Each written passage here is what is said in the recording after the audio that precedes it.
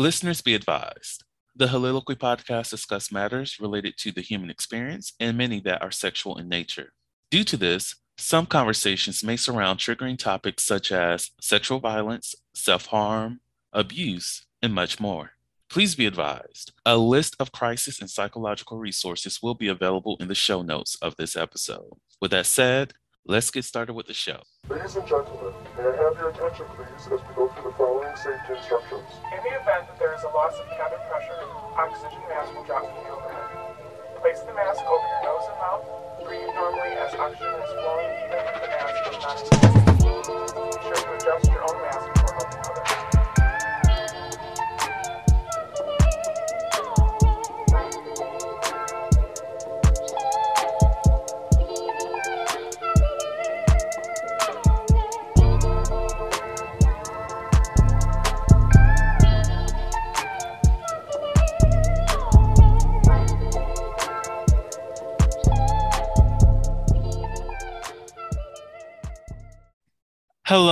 Hello, everyone. Welcome to the Soliloquy podcast, where we step out and speak on sexuality. This is your favorite host, Vernon T. Scott, also known as Slaytor Jackson, and for you freaky motherfuckers out there, Sebastian Adams. On today's episode, we are bringing back one of the oldies and one of my faves, online versus traditional dating. And with me to discuss this is Edward. How are you doing? I'm good. I thought you were calling me an oldie, and I was like, escape. Abort the mission. End call. How dare you lie to these people? How dare you? I'm going to turn off my ring light so the light isn't doing this whole thing. I'm done. I'm doing well. Things are a little crazy. Like we were talking about earlier, like the whole job market thing of it all. Like I was laid off at the end of May, and I've just kind of been poking around to see what I can find. I've been temping, and it's just finding a variety of ways to make money in this economy. It's a journey. It's a journey. Yes. And it like I was saying earlier, I'm on that job market hunt as well. And I hate that it's so hard to find a job in like something that you're passionate about. And I'm just like, I swear I'm like extremely niche in what I want to do. What do you want to do? So I want to work with people who are victims of sexual assault and also create training programs for like community-based learning, as well as like helping people understand what rape culture is and like developing platforms and like educational courses for that. And I'm just like, why is that hard to find? I know it's completely specific, but I'm also like, come on, we have all these organizations, like hire me. Totally. But I'm also going to say that like, if you can't find it because it's so specific, just create it yourself. That is true. That's also the reason I know that's a totally Playhouse. Oh, I know that's like a totally, I'm not even gonna ask. I know that's a totally different like skill set to like build something like that under like a not-for-profit 501c3 kind of situation. But like if you know what the conversation is and how to build it, then like the business side is just like throw some money at somebody who does know how to do it. Right. And Vernon's that person who knows how to do it in some levels. Come on. Right? If you're listening and you know how to do it and set up a 501c3, please contact Vernon. Right. Because it's like I know that's like my passion project, and I do it on some level, and I plan on making Slaytor's Playhouse as one of those spaces for people to go to learn these things. Slaytor's Playhouse is my publishing business, but Got it. Okay. Cool. But at the same time, I also want to make money so I can build this for myself. Like, I don't mind working on that privately.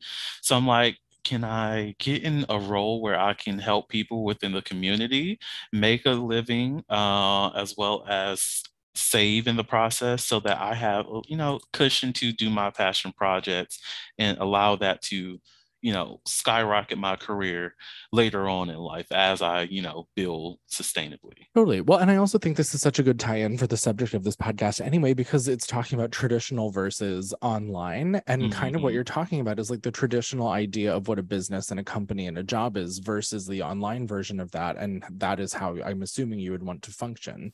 So like bridging that gap between the traditional way of doing this in the old world 501c3 brick and mortar, kind of like having creating a community center kind of thing, whereas you're creating an online community center in the digital space that would also be a 501c3, but would probably function and look a little bit different than it would be if it was associated with your traditional community center or something like that. You know what I mean? Exactly. Breaking barriers, Brennan. Oh, just a little bit of something. If you build it, he will come and come and come. Yes, but before we even get into the topic, Edward, who the fuck are you? Like, people need to know, like, oh my Who God, the I know fuck that am you, I? I know you're amazing.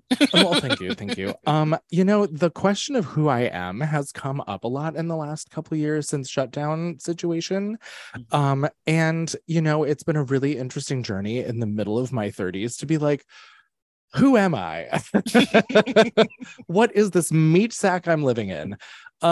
It's I guess on the surface, I'm a creator. I'm a creative person. I always have been. I grew up around creative people, musicians specifically, and always in the arts, always in theater, always wanting to entertain and be on a stage somewhere. That is kind of shifting in a sense where I'm leaning more into the business side of it, but then also still creating under that umbrella of the business side of it, which is literally just creating, because you have to understand, which most creative people have a hard time doing, is that it's a business and you have to understand that part for your thing that you've created to do well. As much as we would all just like to be like, I created a thing and go out into the universe and be successful. It's show business, y'all.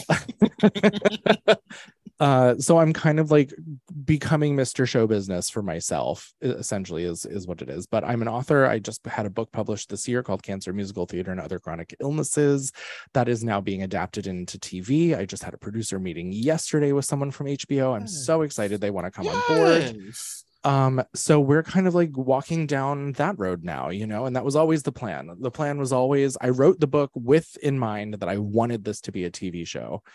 And I wrote it very much in the brain lens of Rob Marshall, who directed the Chicago movie musical and the 9 movie musical, and like he's done a ton. He just did the Mary Poppins remake. Brilliant man. And I very much wrote the book in the lens of his brain, and so that's what we're doing now. All like my acting, singing stuff is kind of on pause, hold indefinitely until that's kind of the thing, and that's what we're doing next. Yes, I love that for you. He said that he got contacted by hoes being outrageous. Yes.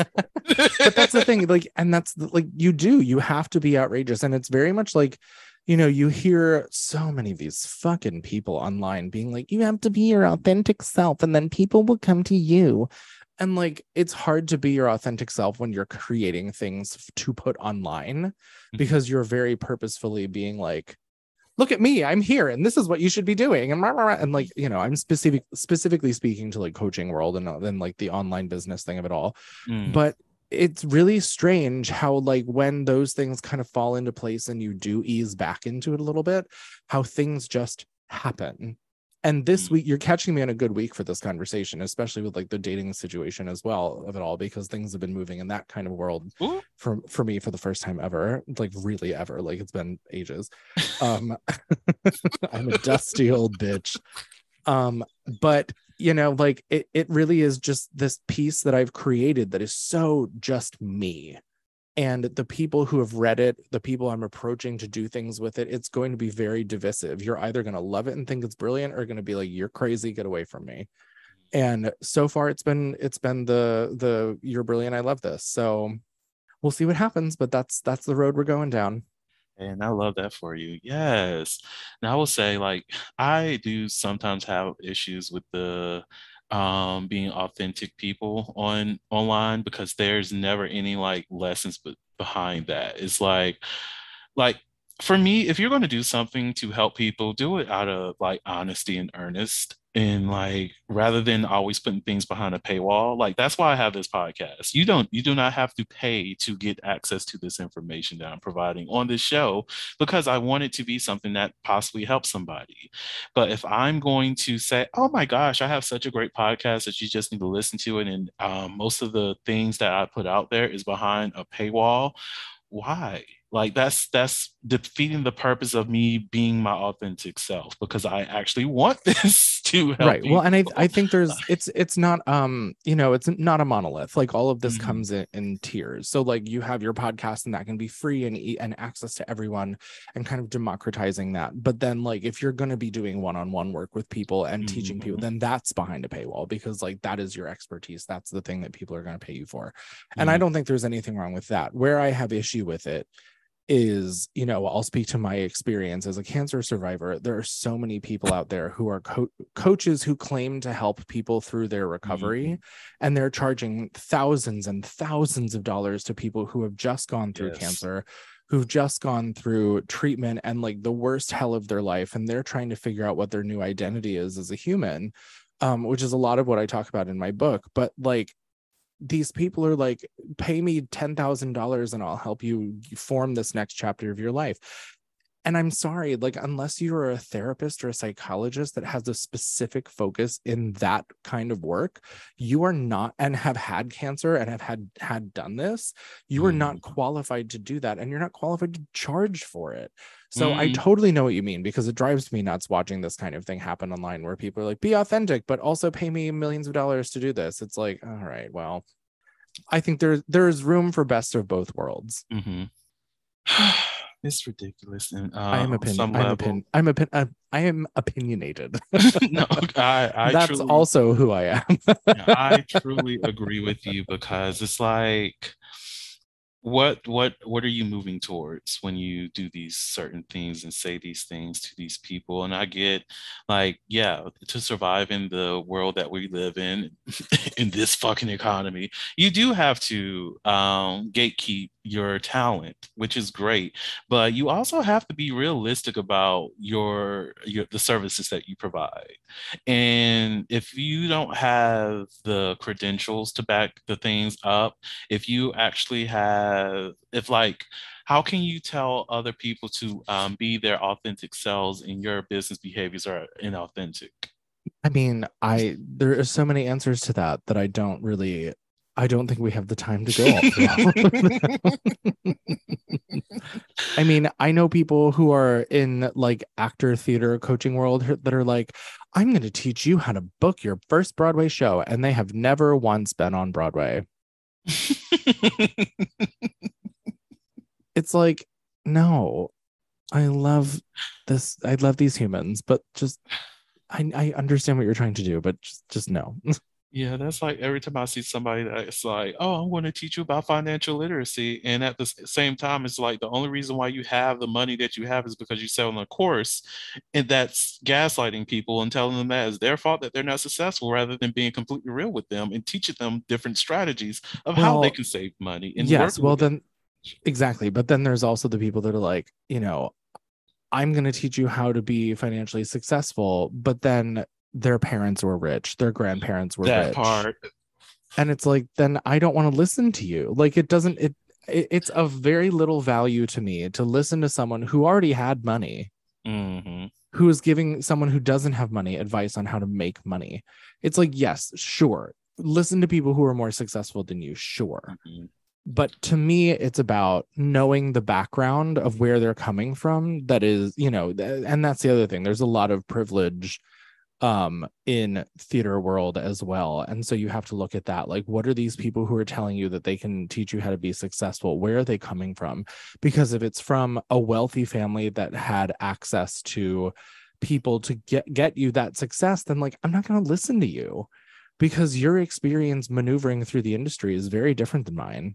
And Hmm. I'm not going to be able to just magically overnight have the contacts that you have and become successful. Like that's just not, it's just It's, not. it's not real. No. Oh, anyways, now that we got that off of our chests, Right. Ooh. chest, that's the word.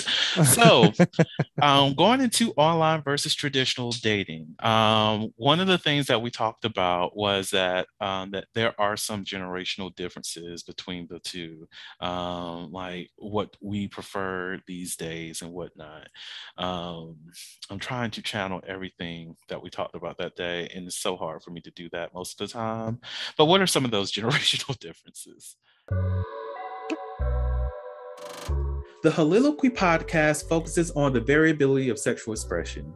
When it comes to sexual expression, we often depend on pornography to illustrate how one must perform sexually. For those who have not learned this by now, the stuff you see in porn is not real.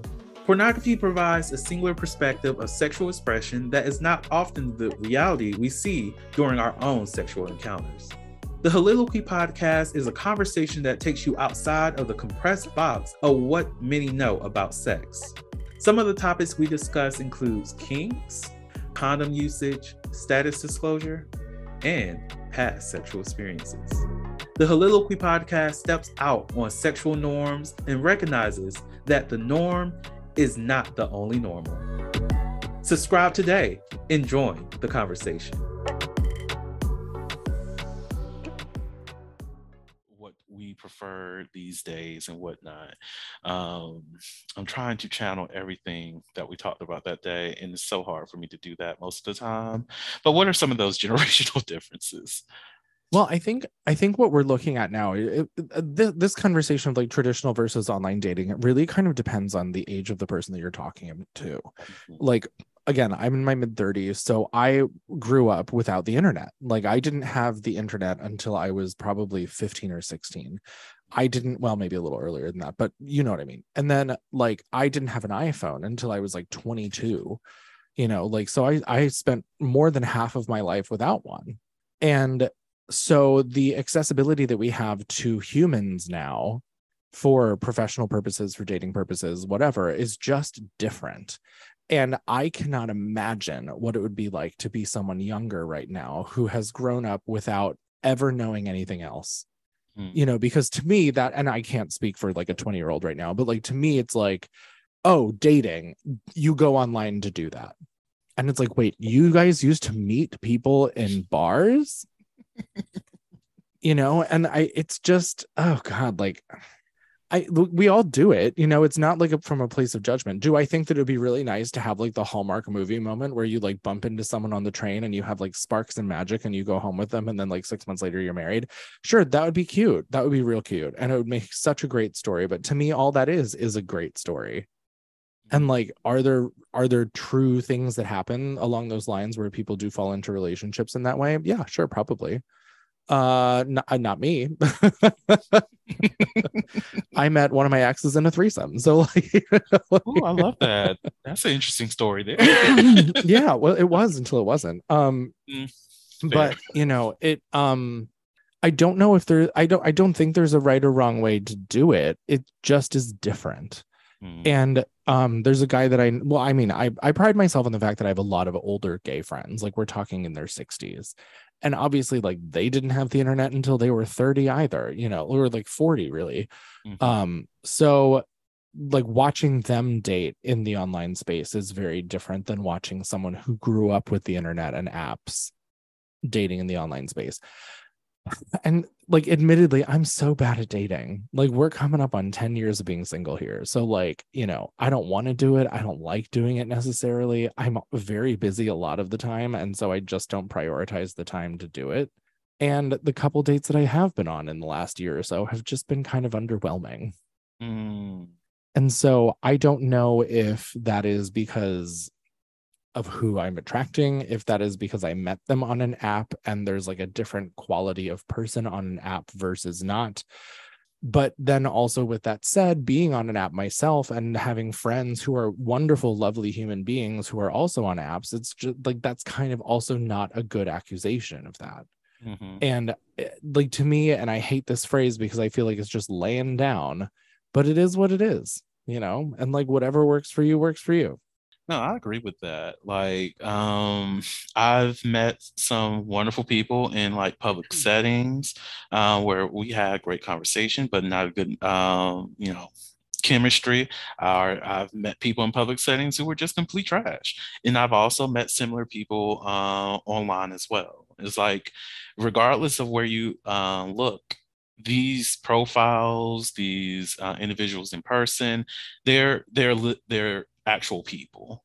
And because they're on an online database or they're in person, they're still a human being. They're still somebody who behaves in reality or whatever the reality looks like. These are people who are living and doing the things. Yeah. So they can only present themselves however they choose to present themselves, regardless of the container that you use. I can be at a bar and this person still be trash. I can meet them or, I met that same person online and they will still be trash. Like it's just who they are.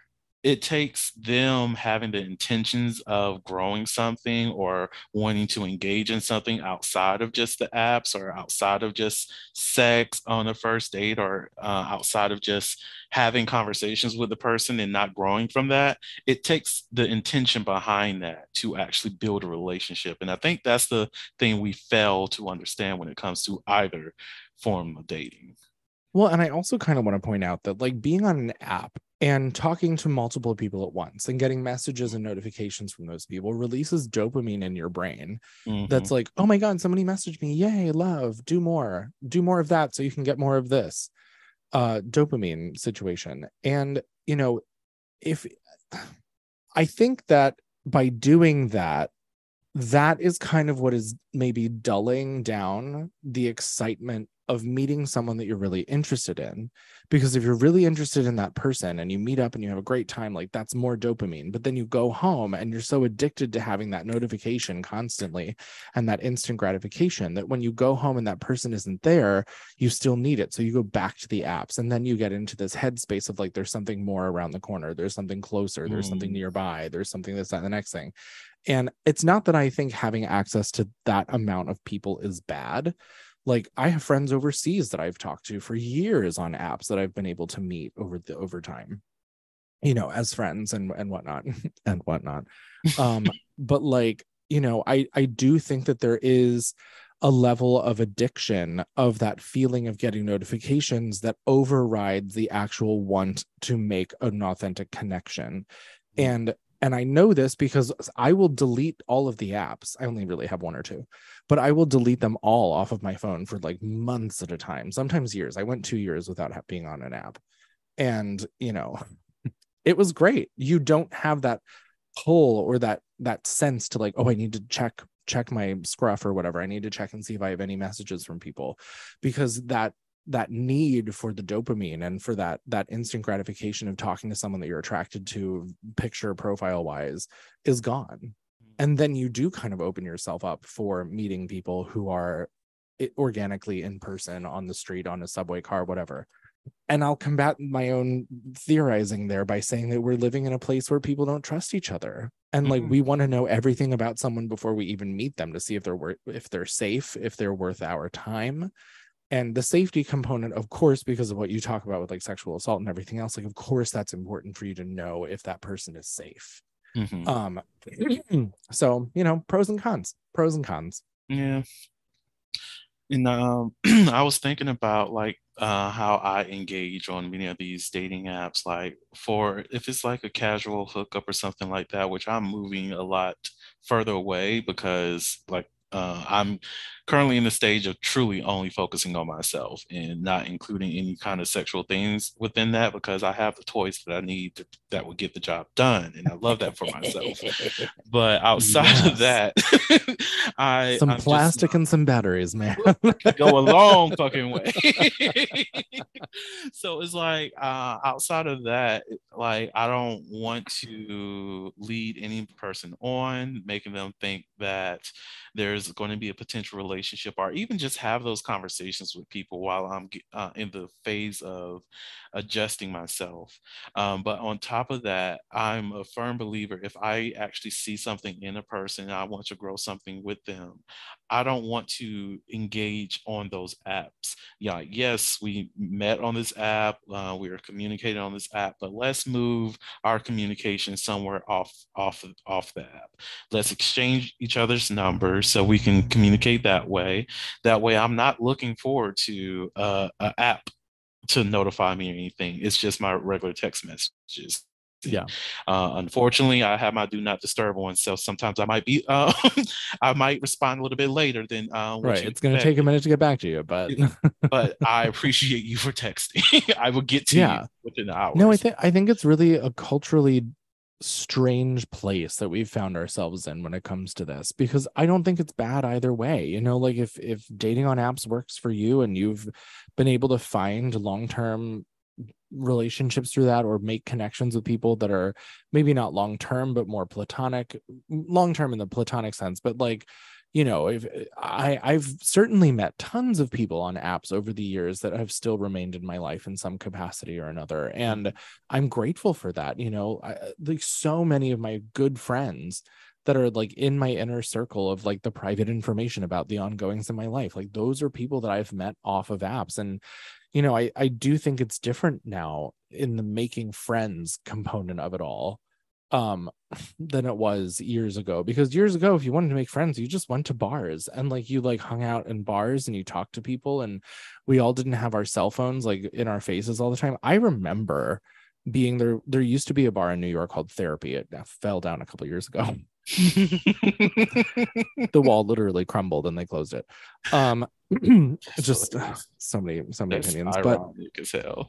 yeah, but right, the bar called Therapy fell apart. um I can't. But I remember when iPhones first came out and like Grinder and all of that was the go-to thing, like before there were any other apps really. I remember going to this bar and walking in, and like there was like the stairs were in, like you walked in and there was stairs to the left, and it's open now as a different bar, so I don't know if it has the same setup, but you'd walk to the back and the bathrooms were straight ahead, and then to the left was the bar, and then this big community table, and then a little like standing area here that had a little shelf for your drink. And I remember seeing all of these people sitting at the table and backing up against the wall that were like down on their phones, and then like looking around the bar for the person that they like saw on the grid. And I just remember, I was young. I think I was probably maybe like 22 or 3 or something like that. And I just remember being like, oh no, like no one talks to each other anymore. And I remember this shift of like being at gay bars back in the day when flip phones were still a thing and nobody gave a shit and there were no apps and everything else. And there was still this camaraderie. Like I met this guy, Josh, like through other friends, and we hung out by this door in the back and we are talking. And like, still one of my favorite memories of the first summer that I lived in New York. And we were talking, and I don't know what happened, but he like leaned back laughing and the door was unlocked and he fell on the floor on his back, and we were just like laugh crying until our faces hurt. It was so fun, and I just don't know if that happens anymore, Mhm. because and it probably does, but I remember when it was first new, all the apps were new, and just seeing people in bars like with their faces in their phones in their apps, like cruising for people who were literally in the bar. And it just was with this weird, like we were talking about earlier, barrier to entry of like, just go talk to them. Mm. The pre-iPhone, like just go talk to them thing is kind of over, I think. And maybe it still happens, like where people just come up to you at bars and talk to you. I don't know if it happens as often. It's certainly different. But I just remember that being a very pivotal moment where it was like, oh shit. And I had this realization where it's like, wow, people are just Stuck to on their their phone. phones on the front. Why am I paying $15 a drink here where I could just be at home on my phone, if that's what we're doing here? Like, I, it's I will weird. I will have to say I'm guilty of doing that on some level. Of course we all Like, are. I've totally 100% done that. And I'm not saying this from this place where like I'm perfect and I've never done this. I'm just saying, like, I mhm, remember the first time that I clocked it, and it mhm. has just become normalized, and it's just a thing that we do. Like for me, whenever I do it, is not to like engage with anybody. It's more so like just let y'all motherfuckers know I'm in the building. And if you Right. communicate with me, you communicate with me. Just know you might not get a response until I get home, and I'm like I can actually focus on it because I've gotten to a place now that I haven't. I would say there was a period of time I was attached to my phone, but after that year or two, I started to detach a lot more. Like, oftentimes, I got to a point where I kept leaving my phone in my car. I will get into my room. watching TV or something like that. And I'm like, oh, I need to respond to a text message. And then I'm looking for my phone and I'm like, did I leave it at the gas station? Did I lose my phone? Oh my God. Oh shit. I lost my damn phone. Go out into the car. One time I literally drove to this Chinese restaurant that I went to earlier that day and asked them if I left my phone. And it was like, no, we didn't see anything. Nobody reported anything. I was like, damn, somebody stole my phone. Got back home, parked my car, and something fell out as soon as I parked. And I was like, oh shit, there's my phone. There's my phone. And Yeah. I drove there just to find out the phone was in the car this entire time. Wow. So after then, I was like, maybe I should have a little bit of an attachment to my phone to the point that I don't lose it on purpose or on accident. So at least I am cognizant that it's not around me or I'm Yeah. aware of where it's at. But outside of that, like I enjoy just being in the moment with people now, not being stuck on looking to see who's all in the area around me, seeing who's attractive and stuff like that. I get in public spaces that's in mixed company. The urge of not wanting to offend somebody by saying, hey, you're attractive, blah, blah, blah, or that fear of rejection. I get all of that. Yeah. But at the end of the day, when you're in person, most definitely in queer safe spaces, and you're unable to communicate with somebody, just to acknowledge that you find them attractive and handle that rejection, is a time, it's a moment where you have to reflect on the reasons behind that and Yeah. unpack those feelings. Yeah. I mean, it's I definitely think that it has an emotional effect on us all. You know, and we this is a broader conversation with like internet trolling and whatnot, but it does embolden people to say things that they wouldn't necessarily say to your face. Like, you know, how many times have you gone up to someone at a bar and been like, show me your dick? Or like they just walk up to you at a bar and they like whip their dick out in your face. Like that's not how we behave in public. And it has created this very strange transactional like like interaction with people that is very different to the way that it used to be before. And that's not to say that transactional sex and interactions never happened. It's just making it on an even less personal level. Because before all of this, you would go to a bar, you would meet someone, you would make the choice to go home with them, you would hook up with them or whatever. Maybe you would spend the night, maybe you wouldn't. But at the end of that, it was probably made pretty clear that like this wasn't going to go beyond here, like have a good day, goodbye. And like, sure, maybe that hurt and maybe that sucked, but like I would rather feel hurt and be like, that was a really mean thing to do than not feel anything because someone just didn't respond. Because then you're just like swiping to the next person and like swiping to the next message and going to the next profile.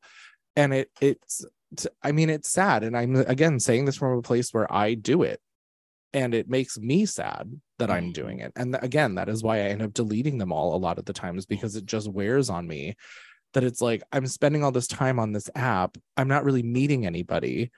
The people that I am meeting are like not what I'm looking for in the end. And so like, why am I spending all this time and energy here? I have things I want to do and create. And so why don't I just delete them to free up my time?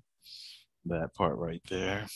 And yeah, that's Yeah. definitely something that like that's another reason why I try my best to like keep myself removed from the apps, is because I've realized how I became a little bit more needy for the response rather than Yeah. just enjoying my day. And I'm Well, at and that that goes back to like the dopamine thing and the instant gratification. point. Yeah, I'm finally at that point again where I'm not looking for a response from people. I'm not waiting for them to say anything. If we start a conversation, that conversation continues another day. That's great. That's fine. If I'm on my phone, I'll respond. But I'm not no longer in the process of ruling my day based off of the responses of other people, even when I'm horny.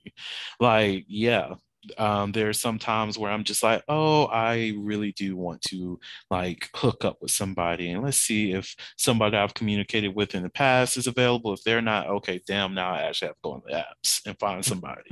But even at that, like, I remember someone mentioning that it might have been something on IG where they mentioned that we need to stop looking at masturbation. It might have been Nicole. Anyways, we need to stop looking at masturbation as a constellation prize.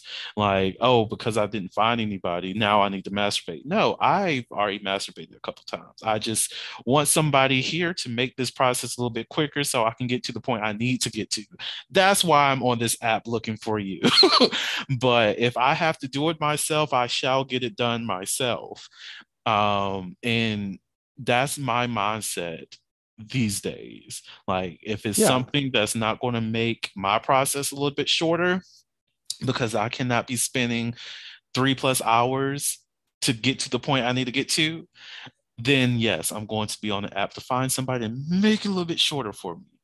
Well, and I also think, for me, this is like my happy medium of everything that we're kind of talking about is just having people that are like reliable and trusted and that and whatnot. Like, there's some people that like I've been casually hooking up with for a decade.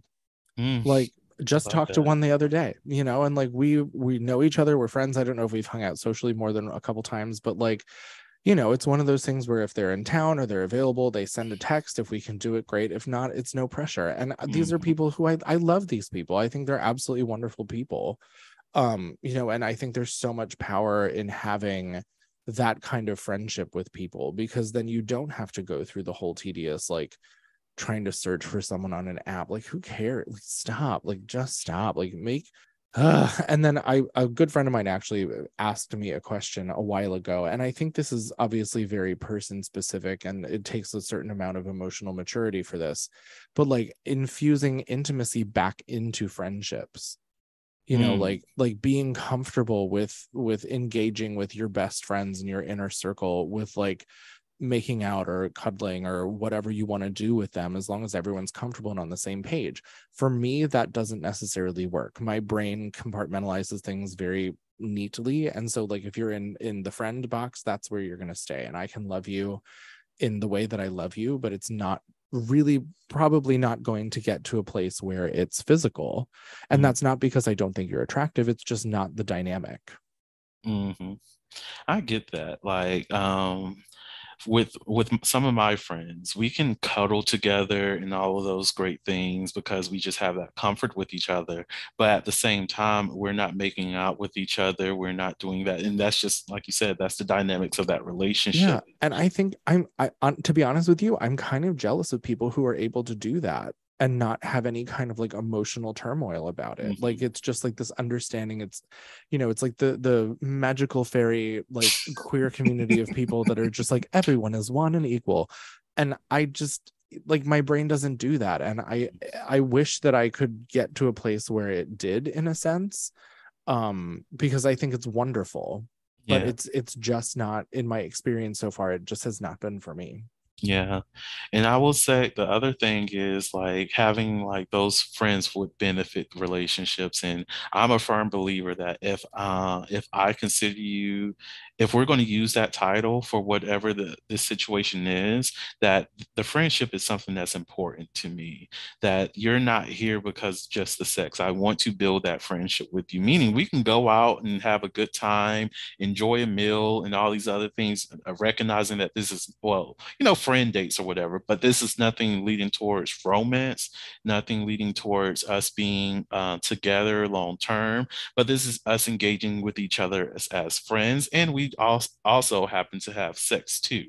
And just respecting those boundaries between each other. Like, even if that person happens to be in a relationship too, is understanding that this is what our dynamics are, and I respect the dynamics of wherever that case is. If your partner feels some type of way about us engaging in that manner, I will not do that because Right. I Then respect your right. relationship. I'm out. I'm not here to break anybody up. Like, Exactly. That's not my intentions at all. yeah. I'm here for the friendship side of things, primarily, and the benefits is just something extra. And I like, whenever I'm engaging on online spaces and I ask somebody about like their intentions, what they're looking for on the app, this is what I'm probing for to see if they're comfortable with having an actual intimate connection on the level of friendship, or if they're looking for romance, if they're looking to be in a long-term relationship, or are they just looking for somebody that they just want to fuck? Those people who's just trying to fuck somebody, I save them for that horny night where I'm just like, I need somebody over here to do a little bit of sun. Yeah. Outside of that, we're not going to be engaging with each other. Sure. Well, and also like that whole, like, again, the transactional thing. I truly think I've outgrown it, like, and again, I have done a lot of it, and I don't think I have any feelings about it in the sense that like it's good or bad or whatever. It is what it is, and you can do whatever you want. Like, I'm so here for the sex positivity of it all. But for me, like, I don't like the whole anonymous thing. I kind of don't like the one and done thing. Like, I want to have a level of comfortability. The people that I have known for years, that we have had this kind of dynamic for years, like the sex just gets better, and like, Yes. why would you not want that? Like, if these like anonymous guys, like, I get the appeal. I totally do. And, been there, done that many, many a time.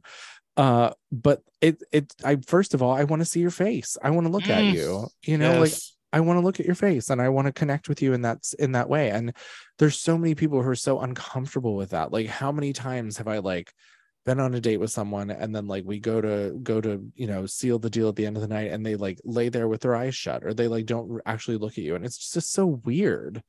And it's, again, I don't know if this is like an app thing or an internet thing, but it's that inability or unwillingness, or maybe emotional immaturity is what I'm talking about, to look at Mhm. someone in the eyes and have that connection. Like, if you're, Mm, and the thing is too, like, if you're closing your eyes and you're just like disconnecting because you're either not into me or you didn't want to do this in the first place, then like, say that. Because I'm very clear a lot of the times, if not all the time, about like, are we good? Like, do you want to do this? Can we? Like, is this mm, cool? And oftentimes, like, during, I'll be like, you good? And like, just check in that way, because I want to make sure that that person is all right. yes. Because that also comes from a place where I've been on the receiving end of things, and I wasn't all right, and it was just being like, energetically bowled over, without much say in it. Mhm. And I don't want to put someone in that position. I get that 100%. I would say on some level, well, actually not on some level, I am the same way. Like, that's why I truly appreciate those bonds that are more strong and not just the one-nighters, because like one thing I hate is for someone to tell me that they are looking for like a friends with benefits, or finding friendship on these apps and building like relationships or whatever that looks like, and their only purpose is just to have a quick nut. I'm just like, why even lie? Like, why Yeah. not present yourself on and authentically what you're looking for? Because if that happens to be what I'm on that night, then you might get what you want. But at the same time, why present yourself as though that you really do want to engage and know each other or meet on a regular basis and develop some kind of friendship, a relationship or what have you, and you don't really want that? Like, it always leaves me feeling bewildered in a sense, like, how, like, why? Like, we did not have to go down this route. We could have just been adult about this and had the conversation that was pertinent to that. And even whenever I do find those people who are honest about that, and I appreciate them for their honesty, and I tell them, thank you for being honest with me, but unfortunately this is not what I'm looking for. But again, thank you. Like, you find me attractive, I found you attractive, but on outside of the sexual level, there's nothing that we can build from that, and that's something that I'm not looking for, most definitely at this point in my life. And even with those anonymous people and who will message and want to hook up and all these other things, I'm like, I'm glad that you find me attractive. I I love that for Thank you. you so much. Thank you. But I need you to return the favor on that, because what will be the purpose of me knowing that you're attracted to me and I have absolutely no idea what's supposed to be coming my way? Because attraction has to work both ways with this motherfucker right here. Yeah, no, I mean, same. And like, why would you want to hook up with someone who's not into you? That Like, that doesn't feel good. Like, nobody wants that. So, like, I've literally hooked up with people who told me afterwards that they were not that into me. wow. And it was like, it's happened twice in my whole life that was verbalized to me.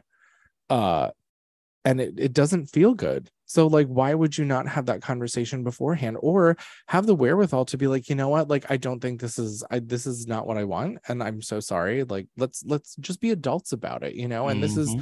this is again, I think, kind of a symptom of, you know, communicating digitally 100% of the time, because you lose that ability to communicate verbally and just be able to say out of your mouth, like, hey, I'm really sorry, you know, like, I'm just not that into you, and it's, you know, it's nothing personal, it's just me, and it's cool, and, you know, we don't have to make this a thing. I It's would much rather hear that than be like halfway through something and have them be like disassociated, like glazed over looking at the ceiling. Like, nobody wants that. Like, just hmm communicate. And that is kind of one thing that I do like about smaller dive bars in the city. Like, there's a couple here that are on the smaller, grungier side of things that when I was drinking more often, I would go to, that people would talk to you, and it was very neighborhoody, and I could most of the time show up at a bar and know someone. And so then it was like talking to them and then meeting their friends, and like, it feels so much better than just being on your phone. hmm And, you know, I feel for the, and it's so easy to clock too, and like, people show up at a bar together, and then they sit down at the bar and they're drinking, and the whole time they're like at the bar leaned over their phone, and like, they'll exchange words to each other every so often. It's like, are you friends? Is this a bad date? Like, what is happening here? Like, right. it just makes me uncomfortable for them. hmm And I don't know, I love human connection, I like people a lot, and I want to get to know people often. And like, putting this barrier of screens between people, like even what we're doing now, it's like, God, I just wish this was in person, you know. Like, I so prefer it. I understand that, like, of course, with the use of phones and apps and internet and everything else, we get to meet people that we would never have met otherwise, and that's so cool to be able to cast such a wide net. um and again, like I said, I have friends all over the world because of it, that I've met who have been here in the city, that have like follow me on socials or whatever, and like, they're people that I care about very much so.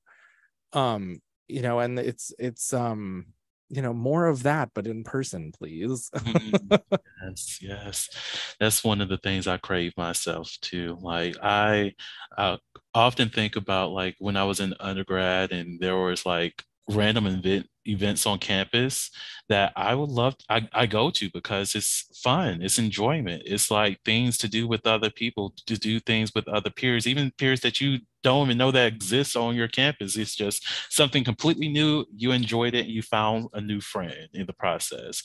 And I think outside of those spaces, in these spaces where you have the choice of all the different things, people choose to not indulge in it. And I'm just like, why not? Like, I've recently started going to a lot more poetry events and I've met new Oh, people. cool. So amazing. Like, I performed at some of these events. It's like I'm still, I still have my friend groups, but I'm expanding the people that I know in the process. I'm connecting with a lot more people by going outside of either my comfort zone or going to new places that I've never been before, because that's how you really get to grow the people that you know. That's how you get to understand different perspectives. That's how you get to engage in different facets of life, because you're taking the opportunity to step outside of just having the phone in your hand. Like, Instagram is great. It gives you glimpses into other people's lived experiences. But at the same time, you have so much beauty within your own neighborhood that you tend to not notice because you're so focused on your phone and other Yeah. people's Well, and lives. I will say this really quick. So one of the things that I do in my professional world is like marketing, branding on social media specifically. Like, I will help you build your brand. I will help you like schedule the things out, give you content ideas, help you create it, all the things. And so for that purpose, it's great to build community. Now, the way that that is starting to function within the online space is very much community building instead of I'm selling a thing. hmm Bigger brands are starting to do it. We're starting to see trends in product placement versus selling for people who are doing affiliate marketing and otherwise. You know, like, instead of being like, hey, this is my water bottle, you should buy it, it's like over here, and you're having a 20-minute conversation and it's just there. And then if people are into it, they're into it. and they'll ask. There was a video that just went viral recently with this woman who had a Rugrats like thermal thing, whatever, and she wasn't making a video about it. She was just like preparing a drink or something in it, and then people went ape shit for it, and she made a follow-up video that was like, oh my god, I had no idea you guys were gonna love this. Like, the links below, that's where I bought it. Like, go buy it. It's this creator and whatnot. And then there was another follow-up video where that creator had messaged her, and they had life-changing amounts of orders. And so like for that purpose, like social media is wonderful because you are then creating a community around this experience, and it's micro experiences like that, and then a larger experience as a whole.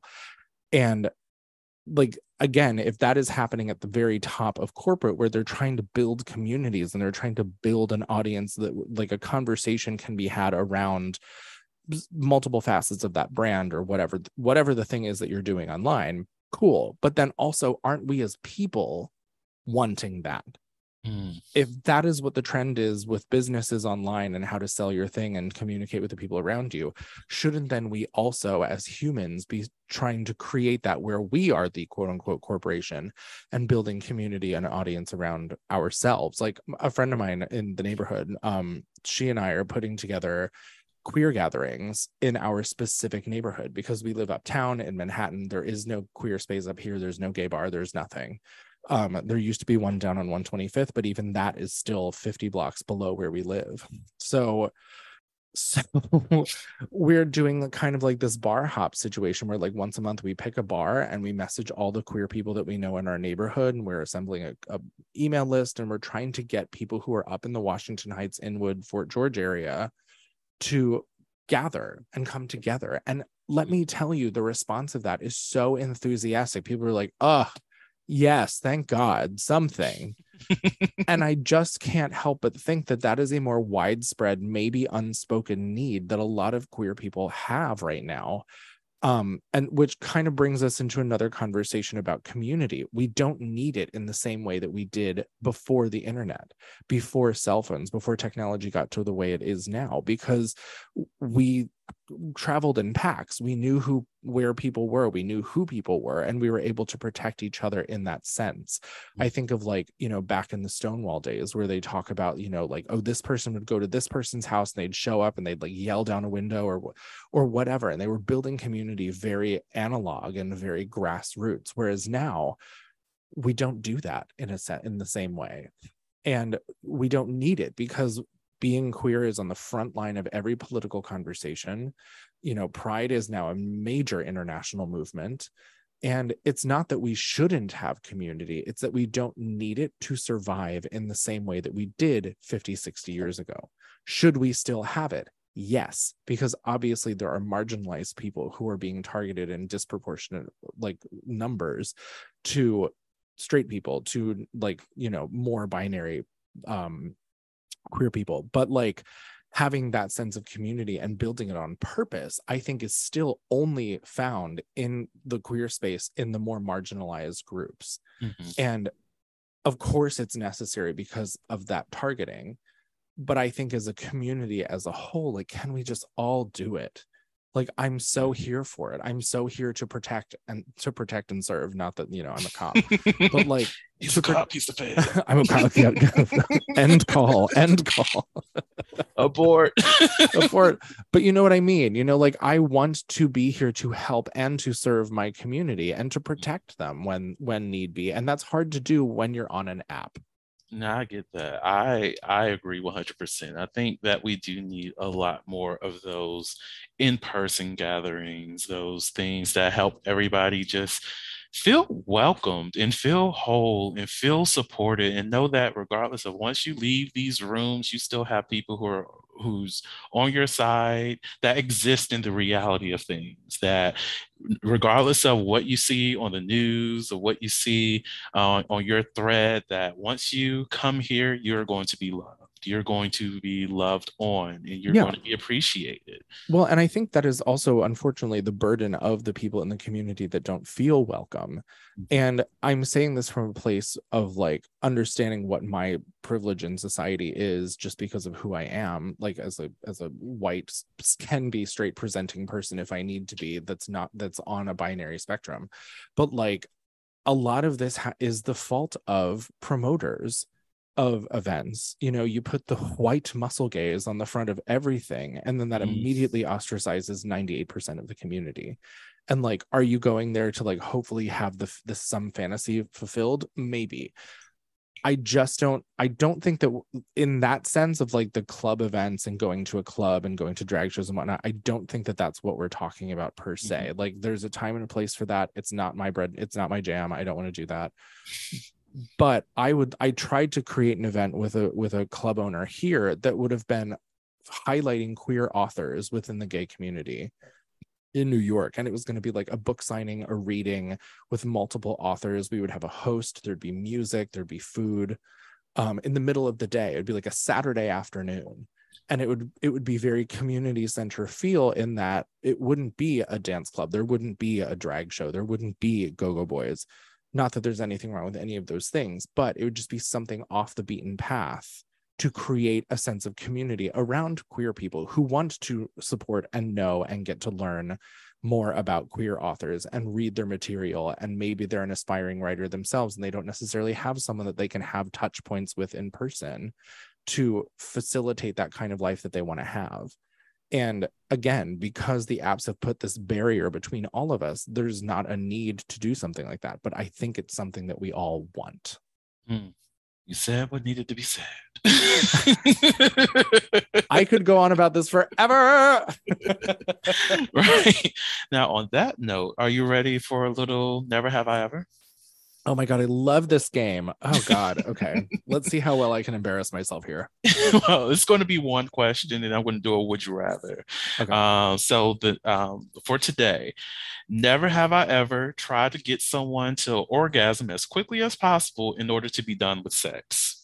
I have absolutely done that. Same, same.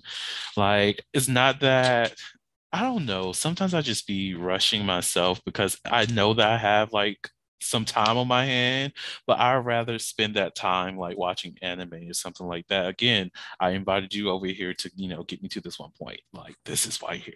This is why it's different for me when I'm engaging with people that I consider like a friends with benefits versus you're here for the nut. If you're here for the nut, go ahead, get me to this point, or you get to your point, and then I finish myself off the way I want to be satisfied. Mm-hmm. Thank you for your contributions to that. But I just need you to go ahead and go. But Yeah. whenever I'm engaging with people that I've built that connection with and have friendship and camaraderie with, I clear out my schedule. I'm like, look, we can have a good time. Like, let's enjoy each other's company. Let's enjoy each other's bodies. Let's have a fun time. Yeah. Like, I've had 3 hour sessions with people before. And that's just because of the connection or the play that we were doing. And I Yeah. enjoy those.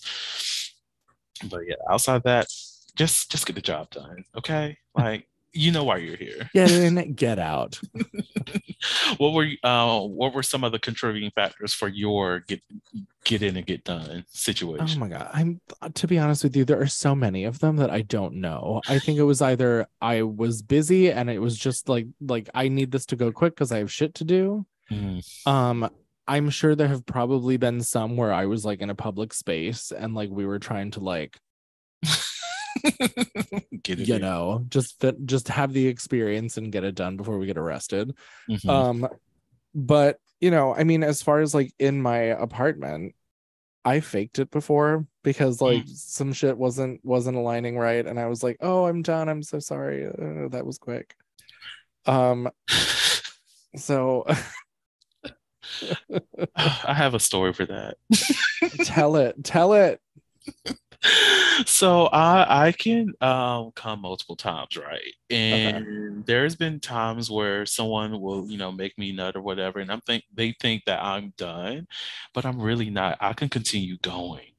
But if I am not like the sexual chemistry is not matching or I'm not really feeling it anymore. And I'm just like, yeah, you need to go. I just act as though, oh my gosh, that just took everything Oh, out of I'm me. just so tired. Oh my God. Thank you so much. Did you? Oh, you didn't? Oh my God. Mm. I've done like the when I was really young, when I was like 19, I had this guy came over who did not look like his photographs on gay.com because this was pre apps and smartphones. So we used gay.com. There was Manhunt. There were other websites, whatever, that you would like type into it, whatever. But gay.com had chats. And so I was talking to this guy. He was a little older. And I was like, cool, you look like a hot, like bald, bearded, get the situation done. And he came over and it just was not that. It just wasn't good. It was not well represented in the online sphere. And what we had talked about online was taking a bath together and then like hooking up and having fun after we took like this, because I had this big jacuzzi tub in my first apartment. I don't know how I ended up with that, but like it just was what it was. And it was like a regular bathtub that just had jets in it, whatever. And he came over and just like immediately started getting undressed to get into the bathtub. And I was like, oh, what am I gonna do? And so what I did do, and I'm not proud of this, especially because I keep seeing this person around town and have for the last 18 years. Every so often, I'll just see them and be like, while I was like, you get into the bathtub, I'm going to go grab something out of my bedroom. And when I went over to the bedroom, I threw a bunch of shit on the floor and pretended I fell and hit my head. And I was like, ow, oh my God. And I just was like, I basically like not faked a concussion, but I was like, I think I need to go to a hospital. Wow. And so I got him out of my apartment and then I was like, oh, fuck. She deserved an Oscar for that one. Yes. It's like, oh God, I hit my head on the door. I'm like, Wow.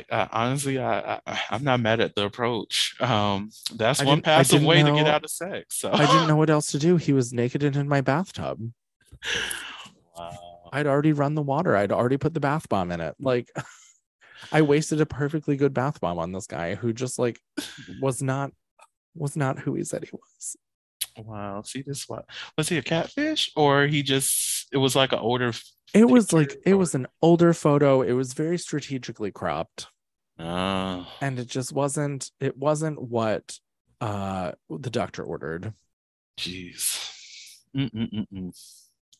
That's like when Yeah. that's like the reason why I don't like receiving dick pics is because like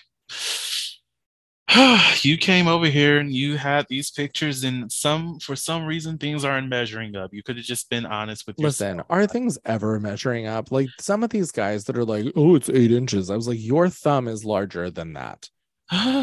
Where are you measuring from? Your tramp stamp? Like The what's under dick, the the under. under? Yeah, something like that. But also like, what is guys? Stop doing this. If you're listening, please stop doing this. I met up with someone the other day, and by met up with, I mean I saw them across the street, realized they had lied, and pretended I didn't see them and kept walking. And that is very not my style. I'm so not that person. But this person told me that they were 6'5" and like this big, hairy, beefy bear. And I don't know if the photo that he sent me of his face was older, but it was not his face. And he might have been 5'10" on a good day. Oh. Now I'm 6'4". I know what 6'5" looks like. It's eye level with me. If I'm looking down at you, you're not taller than me. And it was just like, I can understand saying that you're 6'5" if you're 6'4". That I can understand. But if you're going to tell me that you're 6'5" and you're 5'9", honey. Like what the fuck did you think was going to happen Like literally, what did you think? Not that I have to be with a guy who is tall. That's not what I'm saying at all. It's just like he wasn't unattractive. I was just mad that he lied about it. And then it's like, what else are you going to lie about? Exactly. Like that's my mindset when it comes to people and meeting up with them and they just lie about the most frivolous thing. Like, why did you even lie? Like what I already told you But that I men found you men do this attractive. all the time. Men lie about their height all the time. It's It so doesn't make dumb. I used to be friends with this guy who used to say he was 6'4". I could see the top of his head. sense. And it's not that he wasn't tall, but he was not 6'4". And I told him about it one time because he was like, "Oh, we 6'4" guys." I was like, "I can see the top of your head." And I patted him on the head, and he had an utter meltdown in the bar and didn't speak to me ever again. Mm. Well, you shattered his lie in front of him, and he wasn't ready for that truth, and that's But like, honestly his but like, problem. why lie in the first place? I don't understand. Like, just be yourself. Again, authenticity piece. Just be yourself. Just please be yourself. There's so much bullshit in the world. We don't need bullshit from our peers. Like, stop it. Just be yourself. Yeah, that's like when I keep seeing these posts of people like if it's elective surgery, do whatever you want. I'm happy for you, and most definitely if you can afford it, great for you. But whenever I see these pieces of people and the reasons behind them The going pieces to of get people. right When I pieces see about pieces of people. people, These articles about people who either go off and get some kind of elective surgery because they were rejected for this one thing throughout their life. I get the insecurity. I truly totally, understand. 100%. The body dysmorphia is strong. It is so strong in this country. But like, there's a No, point where I you meant with have me, to. but yes. Oh, I feel you. But like, there's a point where you have to recognize, like, sometimes the person that you're going after just doesn't like you. And that's okay. You changing yourself is not going to mean that they're going to like you even more. Well, But and that too also kind of speaks to, like, you have like with the apps, you have so much access to so many people. If this one person doesn't like you for some innocuous, stupid fucking reason, block them. amen. Moving on, girl. You're already swiping. We're not swipers. What is the We fixation on swipe. this one person that doesn't like you for something stupid? Like, literally, someone Like will. If the internet has taught us anything, is that there is something for everyone. I remember seeing this post about somebody who spent like $80,000 to get taller, and I was like, bitch, first and foremost, if you was still whatever height you were, I found you attractive. Like, I get, oh girl did not. Like, hello, do you want a man? I can be your man. And then on top of that, that was at the base level before I looked at how much you spent. Sir, you mean you need a house husband? All right, fine, you cute. Well, and that's the other thing too. Like in the fitness industry, of course, there's a lot of problematic shit there. But like some of these guys post before and after pictures, and most of the time, I'm more attracted to the before. Child. Ooh, oh Like my. you get to that 0% body fat shit, and I just want to give you a burger. I don't care how many muscles you have. Like it's not. I don't like it. You looked Like, better before. I have someone that I know. Well, I don't know them like super personally anymore, but in my past, I knew them quite well. And I was like, they're heterosexual, so I wasn't trying to pursue it in any way. But it's like you're very attractive, extremely attractive. And then they started on their fitness journey, started bulk up, and that became their identity of being bulkier than other people. And over the years, I'm like, I see this person as being less attractive to me personally. Of course, I'm quite sure they have plenty of people who love them and how they look now, but I'm just like, do you not know who the fuck you? Oh my god! I know, Like, but it's also like that body dysmorphia thing. Like if you don't like the skin that you're in, I'm all for changing it if it's going to make you happy. But like there is a line, girl. And I think it is so important to have friends around you who are willing to tell you to stop. yeah, Like, okay, well, you've gotten there. Maybe it's hot take. Listen, there have been so many deaths in the gay community recently that people are like, oh, what happened? I'm like, girl, roids and meth. mm, You can tell. Like, I'm so sorry they died. That sucks. But as a friend, don't you think maybe it would have behooved everyone involved to be like, are you okay? Like, you can tell when either of those things are happening. mhm. So just like have a sit, like, again, and this is like the breakdown of friendship and connection and communication within the community because of apps. And it just I'm sure I'm gonna get hate for this, but like, stop acting surprised when people who put this shit into their body end up in a hospital or dead. It sucks. It is awful. I've had friends in the past who have died for those reasons. Their addiction is something that has affected my family firsthand. I don't not empathize with these people. I don't not understand it, but it just makes me so frustrated, because why are you doing that in the first place? To reach some kind of like aesthetic or social acceptance within the group of people that you're with. Like, yes, that's important, and of course we all want to feel that. Again, broken down things because of the apps and stuff, but like, do we need to be doing steroids and meth to get there? And I've talked to guys online who are like, oh, P&P, and I'm like, that's fucking disgusting, man. No. And they're like, you don't have to be so judgmental. I was like, why not? You're putting meth in your body. I respect that point of view. Someone can be upset with me if they want. That's fine. We all have our opinions, and you don't have to follow my opinion on that either. But I agree, because like, I get, recreationally, you want to utilize these drugs, but there's other things that you can do. Are you chasing certain things to heal a broken heart? Are you healing trauma, or whatever the case is? There's therapy for that. And I can help you find the resources that you need. Literally, the next low words out cost of my and mouth. Literally, I was going to say, you need pizza and therapy. Like, just, it's okay. It's okay. Like, I've had people who will reach out to me and they're on that P&P stuff. Like, even I have to admit, I had a regular who was a meth head, and I would just be like, you do your things on your time, and enjoy that. But just know that when it comes to us hooking up, I'm not going to be protecting anything like that. You can't use that in my house. Do your things on your own time. But at the end of the day, hey, I'm still encouraging therapy on a regular basis. You need to talk to somebody about things. I won't even hook up with them. I won't, because like, the two things that I don't need to happen are to, one, see that happening. I don't need to see people injecting shit into, like, it just makes me uncomfortable. It makes me sad. But also, I don't need to be inside of someone who dies. Like, that scares the shit out of me. I had an experience where I thought that had happened a while back, not because of meth. It was because of like overuse of poppers. This person just like collapsed and went limp, and I was like, like, I was still in, and I was like, hello, are you okay?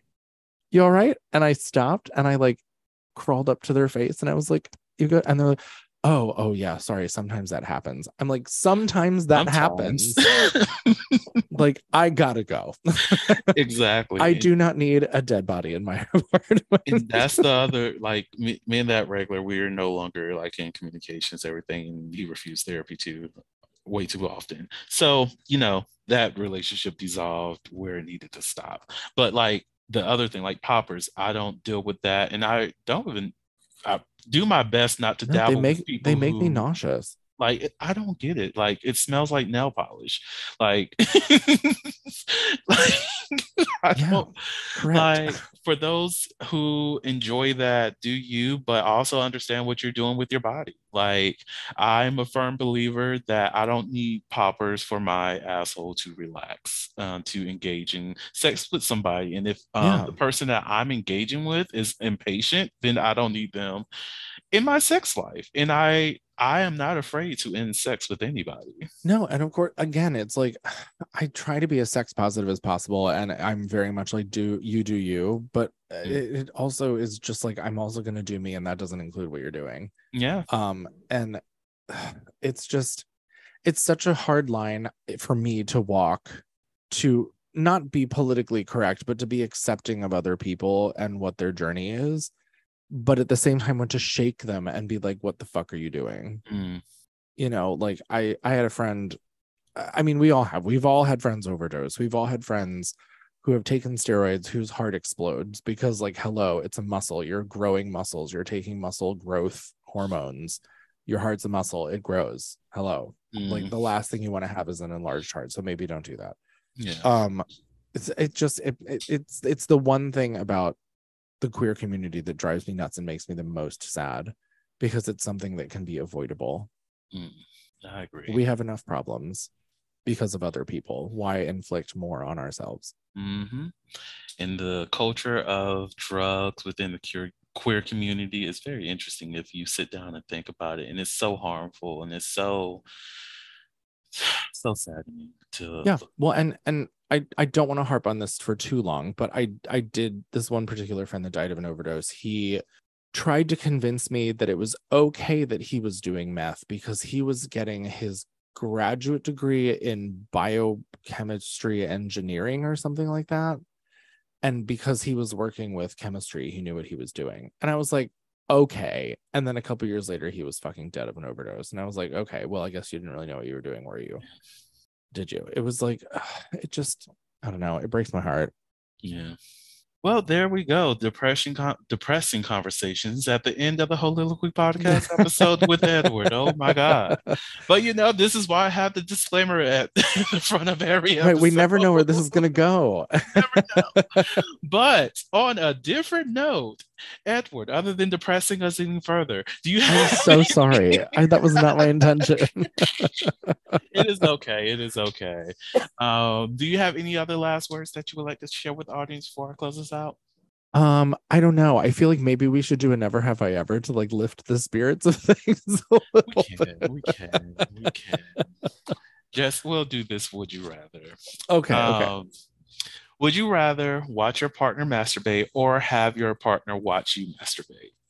Uh, I don't know if I think my answer is neither. Interesting. And it's not like an, oh, I don't want them to watch me, or oh, I don't want to see that. It's just that I'm a very tactile person. Mm-hmm. And so if my partner was doing that, I would want to join in. I wouldn't want to just stand there and be like, duh. I wouldn't. I'd want to partake. Mm-hmm.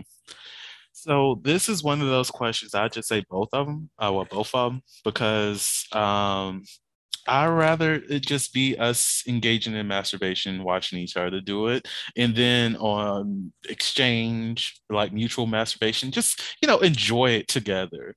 Because if I'm going to be in the room and my partner's body is out in this way, I'm going to be like, hey, can I like engage in this with you? Like, right. Well, and that's what I mean. Like, do it together. I want to enjoy together. Right? I want to touch you now. Like, how dare you come into this room naked and think you're not going to get touched? And now, if they say, "Oh, you cannot touch me, bitch," now we're into some role play shit. Like, oh my God, why can't I touch you? I feel like maybe this is like super old man of me, but I feel like if I was with someone that was doing that and I was like, "Let me touch you," and they said no, I'd be like, "Cool, I'm gonna go sit in the living room and watch TV then," because this feels like a waste. See, for me, of course, if my partner says no, I'm not going to push. But in the certain moments, I will like if I feel kinkiness going on in this no, we're going into it. We're going into read the room. Read the room. Going, yeah, right. Like, so you're denying. Is that what you're saying? But Daddy, I love him. Oh, child, let me not challenge the dom in me today. All righty. So, look, we ended that on Vernon almost bringing out his whip. So, I have my writing crop right here to the right of me, as you can see. Amazing. Right I here. love. So, I almost brought it out. But, yeah, any last words now?